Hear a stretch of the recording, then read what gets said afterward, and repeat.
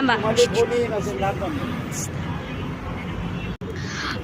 किती दिवसापासून तुम्ही या आंदोलनाला बसलेले आहे आणि कोण कोण लोक तुम्हाला भेटीस आलेले आहे? आम्ही पाचवा आमचा दिवस आहे बसाचा आंदोलनाचा. आणि भेटासाठी तर आम्हाला तसंच प्रशासकीय लोक आले, जसं CID झालं, झालं, आपलं पोलीस स्टेशनचे लोक झालं.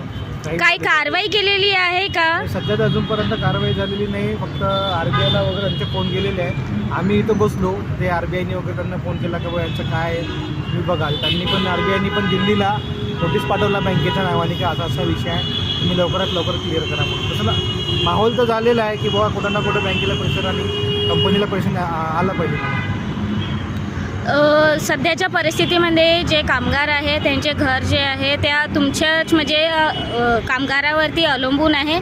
अशा परिस्थितीमध्ये तुमचं काय म्हणजे कसं काय चालू आहे, काय सांगणार आहे? मला सांगतो, सध्याच्या कंडिशनमध्ये असं आहे की कामगार तर आपल्या ठिकाणी राहून सध्या काम करता. आम्ही कुठल्याही कामगाराला असं प्रेशर देत नाही का तुम्ही या आणि आमच्यासोबत बसा. पण आम्हाला कुठं न्याय नाही भेटणार तर महाराष्ट्रातले संपूर्ण कामगार आमच्या पाठीमागे जे लोक आहेत ते सगळे लोक येत्या 25 तारखेपर्यंत इथे येणार. का 24 तारीखला आमची लेबर कमिशनरकडे हिअरिंग आहे. या हिअरिंगला बँक किंवा कंपनी आली नाही आणि आम्हाला कुठल्याही प्रकारचा न्याय भेटला नाही तर आम्ही 25 तारीखला टोटल संपूर्ण काम बंद करून आम्ही इथे सगळे लोक आंदोलन करतो, आंदोलन मोठ्या लेवलवरती करू. आणि राहिला फॅमिलीचा विषय, तसंही कामगार मरतात, तसंही कामगार मरतात. आजची कंडिशन अशी आहे का पोरगा दिवसभर बँकेत काम करतो, संध्याकाळी झोमॅटो मारतो.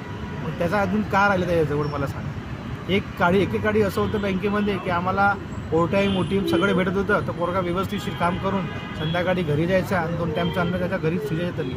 आज अन्न भले शिजायचं असेल पण ते म्हणजे टेन्शनमुळे, म्हणजे आता समोर आता पोलाची ॲडमिशन करायची आहे किंवा काही करायचं राहिलं, एक प्रकारचा खूप विचार चालला की बाबा कसं करावं म्हणून याच्यामध्ये. आणि आमच्या बँकेला आणि कंपनीला मला एवढंच म्हणायचं आहे की बघा तुमचं इंटरनल तिकडे काय मॅटर आम्हाला त्याशी घेणं देणं नाही, पण ॲटलिस्ट कुठंतरी त्यांनी कामगाराकडे बघून ह्या सगळ्या गोष्टी पुरा करायला पाहिजे अशी माझी इच्छा.